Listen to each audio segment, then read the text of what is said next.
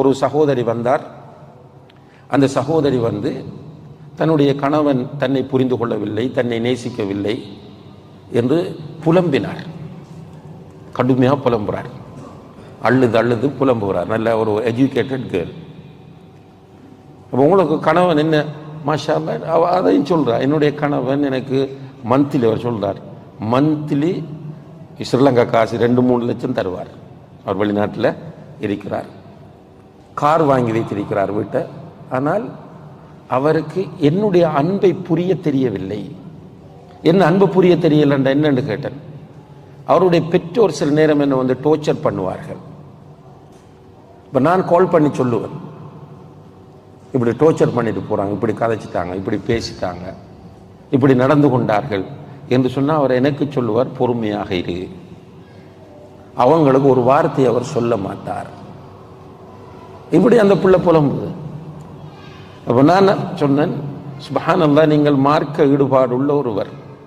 அவரை விசாரித்தனா அவர் மார்க்க ஈடுபாடு உள்ள ஒருவர். அப்போ மார்க்க ஈடுபாடு உள்ள நீங்கள் இப்படி ஏன் யோசிக்கிறீர்கள்? அவருக்கு தாய் முக்கியம். தாய் பார்த்து உஃப்ன்னு சொல்றதே அல்லாஹ் ஹராம் என்றான். உஃப்ண்டு என்ன? கொஞ்சம் உளர்றாங்க அம்மா அல்லது வாப்பா கொஞ்சம் உளர்றார், ஆக சஃபையில் வச்சு தேவையில்லாமல் பேசிட்டிக்கக்குள்ள நமக்கு சங்கடமாக இருக்கு. நம்ம பார்த்து உஃப் விரலை வச்சு சொல்றதானே, வாயை பொத்துங்கண்டு.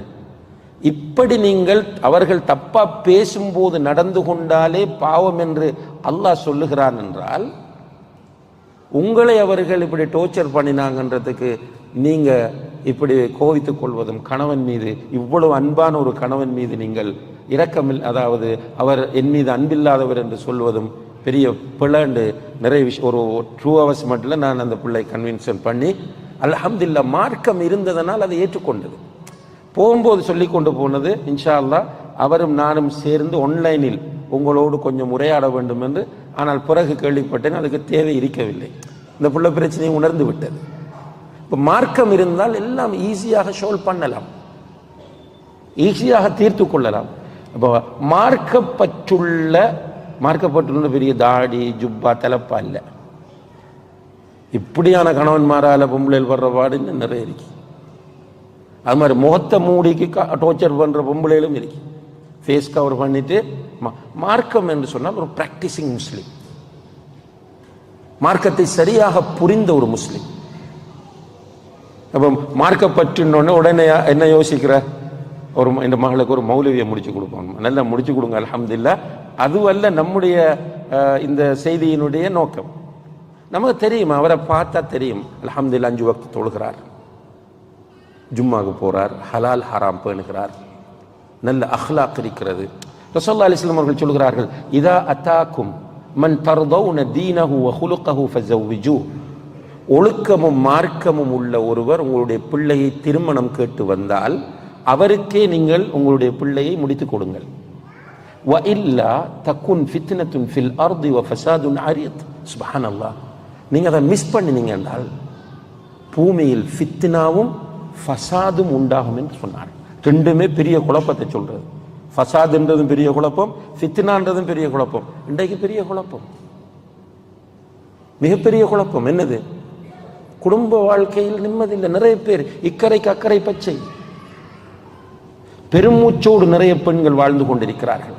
இந்த சமூக அமைப்பு நம்முடைய சமூகத்தில், குறிப்பாக நான் சென்ற வகுப்பிலும் சுட்டி காட்டியது போன்று இந்த இந்தியா, இலங்கை இப்படியான நாடுகளில் ஆணாதிக்கம் அதிகம்.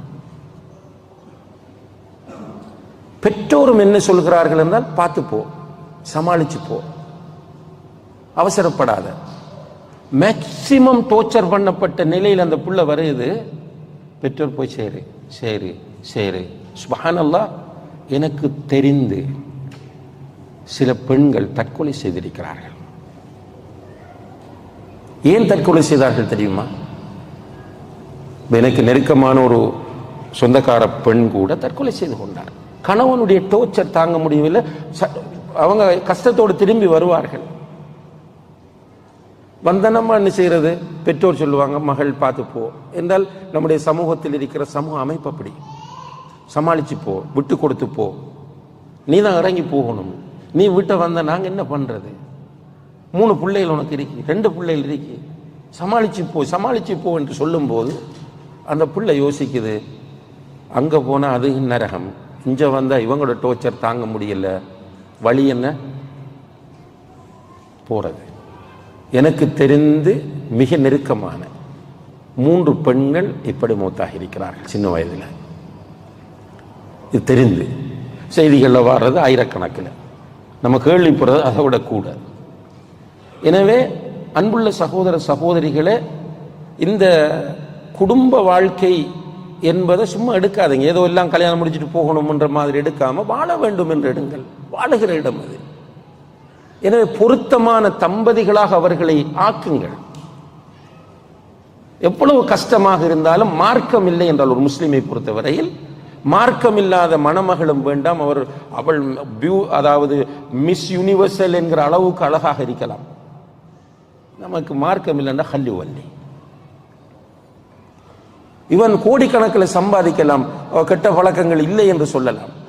மார்க்கம் இல்லைன்னா தூக்கி வீசுறேன், வேண்டாம். வந்ததுக்கு பிறகு பாப்பம் எல்லாம் அது ஒரு அர்த்தம் இல்லாத பேச்சுக்கள். இப்போ மகிழ்ச்சி, குடும்ப வாழ்க்கையின் மகிழ்ச்சியாக நீங்கள் இருக்க வேண்டும் என்று யாரெல்லாம் விரும்புகிறீர்களோ, இப்போ கல்யாணம் முடிக்காமல் நிறைய பேர் இங்கே உட்கார்ந்திருக்கிறீங்க, நீங்கள் நியத்து வையுங்கள், மகிழ்ச்சியாக வாழ வேண்டும் என்றால் மார்க்கப்பற்றுள்ள ஒரு மணப்பெண் தான் எனக்கு தேவை. அதே போல மார்க்கப்பற்றுள்ள ஒரு மணமகன் தான் எனக்கு தேவை என்று முடிவெடுங்கள். உங்களுடைய பிள்ளைகளுக்கு நீங்கள் மார்க்கப்பற்றுள்ள சோடிகளை தேடிக் கொடுங்கள். இங்க குடும்பத்தோடு வந்து குடும்ப வாழ்க்கையில் பிரச்சனையோடு இருக்கிறவர்கள் உங்களோட வாழ்க்கையை இஸ்லாமியமயப்படுத்துங்கள், வீட்டுக்குள்ள இஸ்லாத்தை கொண்டு வாருங்கள், நீங்களும் மகிழ்ச்சியாக வாழலாம் இன்ஷா அல்லாஹ். கொஞ்ச நாளை தான் வாழ போறோம். அப்போ என்ன, சுவர்க்கத்தில் பெண்கள் சிலர் கேட்பார்கள், என்னுடைய கணவன் சுவர்க்கத்தில் எனக்கு கணவனா கிடைப்பாராண்டு. ஆனால் நிறைய ஆம்புளையில் என்ன சொல்லுவாங்க, சுவர்க்கத்திலும் அவளாண்டு தான் கேட்பாங்க. சுவர்க்கத்திலும் நீதானா என்று கேட்பார்கள். அப்படி இல்லை. அந்த லைஃபை என்ஜாய் பண்ணினால், இந்த உலகத்தில் லைஃபை என்ஜாய் பண்ணினால், 2 மனங்களும் சங்கமித்து ஒருவரை புரிந்து கொண்டு வாழ்ந்தால் அதில் இருக்கிற சுகம் தனி. அவர்கள் என்ன துவா கேட்பார்கள் என்றால், யா அல்லாஹ் என்னையும் என்னுடைய மனைவியும் என்னுடைய பிள்ளைகளையும் சுவர்க்கத்தில் ஒன்றாக இருக்க செய்வாயாக என்று தான் துவா கேட்பாங்க. அப்படி இருக்கிறாங்க அல்ஹம்துலில்லாஹ். எனவே அன்புள்ள சகோதர சகோதரிகளே, குடும்ப வாழ்க்கையில் மகிழ்ச்சியாக இருக்க வேண்டும் என்றால் மணமகன் தேர்வு செய்கிற போது, மணமகளை தேர்வு செய்கிற போது மார்க்கப்பட்டுள்ளவர்கள் என்ற அந்த பேசிக்கை கடைபிடியுங்கள்.